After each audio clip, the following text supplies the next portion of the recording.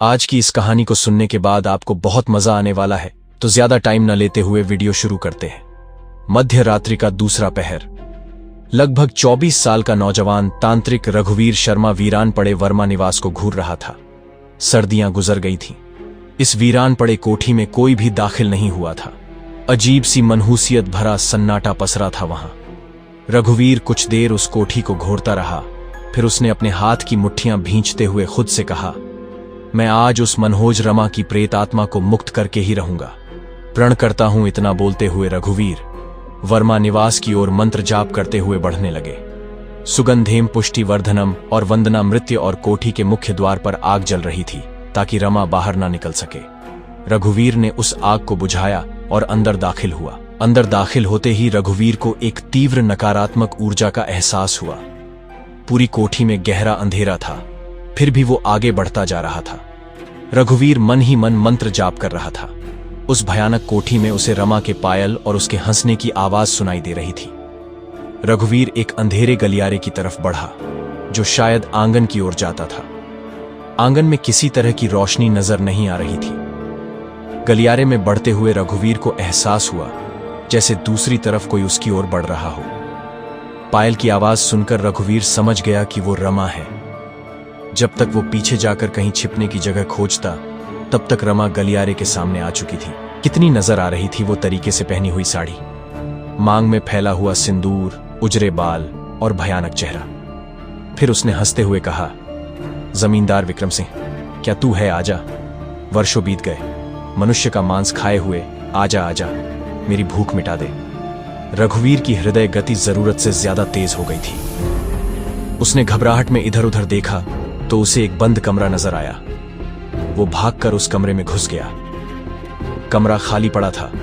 कुछ सामान यहां वहां बिखरे हुए थे और उसके ठीक सामने एक अलमारी थी। वो डरा हुआ अलमारी के एक सुराख से बाहर देख रहा था। रमा पर मंत्र पढ़ते हुए बाबू फेंकना शुरू किया। रमा उस पर हावी होने की कोशिश कर रही थी। कुछ ही देर में रघुवीर को एहसास हो गया कि वो रमा को नहीं हरा पाएगा। रमा उसे मारकर खा जाना चाहती थी। उसने रघुवीर को जमीन पर पटक दिया। रघुवीर के चेहरे पर रमा के नाखूनों के कई घाव उभर आए थे, जिनसे खून निकल रहा था। आखिरकार कोई रास्ता न पाकर रघुवीर ने मंत्र पढ़ते हुए ढेर सारा भभूत उसकी आंखों में झोंक दिया और बाहर की तरफ भागा। बाहर निकलकर रघुवीर ने उस कोठी का दरवाजा बंद कर दिया और फिर वहां से भागता हुआ अंधेरे में कहीं गुम हो गया। रात्रि का तीसरा पहर।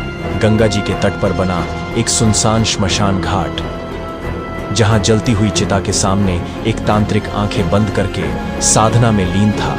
उसके सामने रघुवीर शर्मा घायल अवस्था में बैठा हुआ था। फिर रघुवीर ने उस तांत्रिक से कहा, गुरुजी, कुछ तो बोलिए। यह तीसरी बार है जब मैं रमा की प्रेत आत्मा से हार गया। अघोरी मठ में मेरा चयन तब तक नहीं हो सकता जब तक मैं किसी शक्तिशाली प्रेत आत्मा को मुक्ति ना दिला दूं। मुझे रमा की मुक्ति का मार्ग बताइए। गुरुजी ने अपनी आंखें खोली और कहा, किसी भी प्रेत आत्मा से लड़ने के लिए सबसे पहले उसके विषय में पूरी जानकारी होना अति आवश्यक है। बिना ज्ञान रमा को हरा पाना असंभव है। फिर गुरुजी ने रघुवीर को रमा का इतिहास बताना शुरू किया। बात है सन 1945 की। तब भारत में जमींदार हुआ करते थे और उन्हीं जमींदारों में से एक थे पूर्वी भारत के लोकप्रिय जमींदार विक्रम सिंह वर्मा, जिनका एक ही पुत्र था, आरव वर्मा। विक्रम सिंह अपने पुत्र का विवाह किसी अच्छे परिवार में कराना चाहते थे, मगर उनकी कोठी में रहने वाली एक दासी रमा का प्रेम प्रसंग आरव से चल रहा था। रमा बहुत सुंदर थी, दोनों छिपकर मिला करते थे। समय बीता और समय के साथ यह बात विक्रम सिंह को पता चल गई। गुस्से में आग बबूला विक्रम सिंह ने रमा को मृत्यु दंड देने का आदेश दिया। रमा को बेड़ियों से जकड़कर सभा के सामने लाया गया। रमा की अंतिम इच्छा थी कि उसे सुहागन मृत्यु दंड दिया जाए। विक्रम सिंह ने उसकी आखिरी इच्छा पूरी की और भरी सभा में उसे सुहागन श्रृंगार के साथ मृत्यु दंड दे दिया गया। आरव चुपचाप यह दृश्य देखता रहा। रमा जब मरी उस वक्त वह गर्भवती थी, परंतु मरते समय रमा का वादा था विक्रम सिंह से कि वह लौट आएगी। समय बीता। आरव का विवाह सरस्वती से हुआ, मगर जैसा रमा ने कहा था वह लौट आएगी, वह सत्य साबित होने लगा। सरस्वती बीमार रहने लगी। धीरे धीरे उसे दौरे पड़ने शुरू हो गए और आखिरकार रमा ने सरस्वती के शरीर पर कब्जा कर लिया। विक्रम सिंह ने कई तांत्रिकों की मदद ली, मगर कोई भी रमा जैसी जिद्दी आत्मा को सरस्वती के शरीर से नहीं निकाल सका। और फिर एक दिन जिसका डर था वही हुआ। रमा ने सबसे पहले अपने पति आरव को मारा, फिर एक एक करके परिवार के सभी सदस्यों को मार दिया और उनकी आत्माओं से अपनी भूख की तृप्ति की। तब से वह घर शापित हो गया।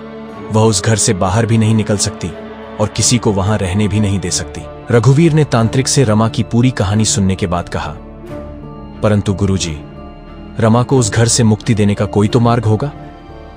मार्ग है। रमा पर काबू पाने के लिए कुछ तांत्रिकों ने मंत्र से अभिमंत्रित वस्तुएं इकट्ठा करके एक हवन करने की कोशिश की थी, मगर उन सारी वस्तुओं द्वारा हवन किया जाता और उसकी मुक्ति होती।